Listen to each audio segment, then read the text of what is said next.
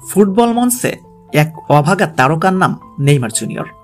ইনজুরির কারণে যার ক্যারিয়ারটাই উজ্জ্বল করার সুযোগ মেলেনি।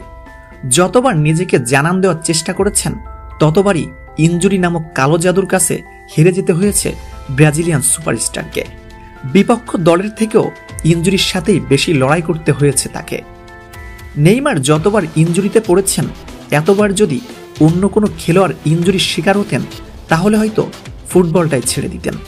কিন্তু নেইমার সেটা না করে বারবার ভয়ঙ্কর রূপে কামব্যাক করেছেন। তবে এবার ইনজুরির সমস্যা নিয়ে নিজেই মুখ খুলেছেন নেইমার। সদ্য এক সাক্ষাৎকারে নেইমার বলেন, ইনজুরি নিয়ে কিছু কিছু সময় বেশ কষ্ট হয়, খুব ইচ্ছে করে ফুটবল মাঠে ফিরে যেতে, কিন্তু আমি চাইলেও সেটা সম্ভব হয় না।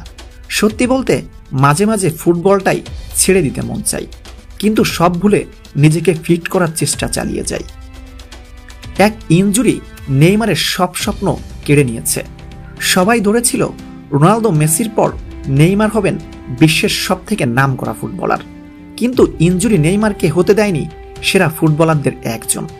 যে দুঃখ নেইমারকেও কাঁদায়, তারও মাঝে মাঝে ইচ্ছে করে ফুটবলটাই ছেড়ে দিতে।